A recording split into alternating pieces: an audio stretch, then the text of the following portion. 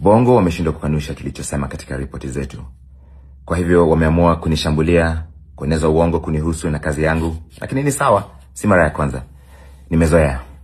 Huyu hapa Larry Madowo akiwa anamjibu msemaji mkuu wa serikali, sababu msemaji mkuu wa serikali alikuwa analalamika kwa kusema kwamba ripoti ile ya Larry Madowo aliyoitoa kule CNN ni ripoti bandia sana na ripoti fake, sababu unawezaje kutoa ripoti bila hata kumhusisha msemaji mkuu wa nchi na hata pia polisi wenyewe na hata pia wizara ya afya. Unawezaje kutoa ripoti bila hata kuhusisha watu kama hao kwenye hiyo nchi yao? Bwana, sasa huyu Larry Madowo ni huyu jamaa kipara ambaye anafanya kazi ya kutoa ripoti kwenye channel kubwa ya duniani ambayo inajulikana kama vile CNN. Sasa amekuja hapa kuwajibu. Kuna video nimekuwekea hapa pia, utaweza kuiangalia. Amekuja kuwajibu kwa kusema kwamba wakati tunaandaa ripoti hii, documentary hii ya video tuweze kuitoa kwenye channel hii kubwa ya dunia ambayo inajulikana kama vile CNN, tuliweza kutuma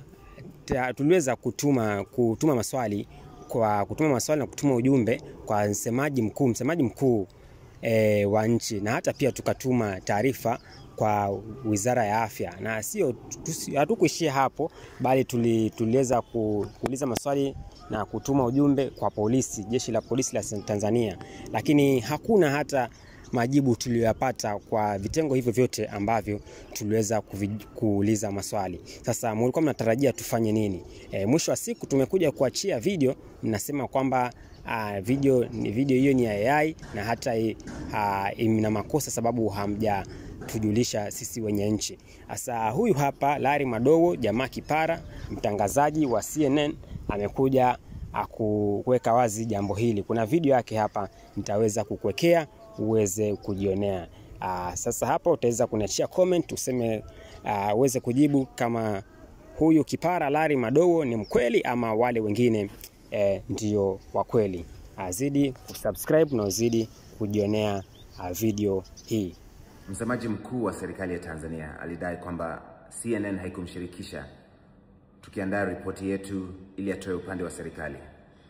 Tumeongeza maneno hayo katika ripoti yetu na pia tumeongeza sentence hii ambayo nitaitafsiri kwa Kiswahili. CNN ilituma maswali kwake yeye mwenyewe Gerson Msigwa, kwa wizara ya afya na kwa polisi, na tukupata majibu. Sijalipwa na mtu yeyote kuchafua taswira ya nchi yeyote. Msidanganywe. Bongo wameshindwa kukanusha kilichosema katika ripoti zetu. Kwa hivyo wameamua kunishambulia, kueneza uongo kunihusu na kazi yangu, lakini ni sawa, si mara ya kwanza. Nimezoea. Badala ya kukosoa chochote katika hizo ripoti, kile unachokifanya ni kunitukana na kujaribu kupotosha watu. Mara nimekutana na nani, wapi, mara sijui nimepokea hela kutoka kwa nani, na sio kweli. Nimeona hata wametengeneza picha kutumia AI, artificial intelligence. Muwe makini.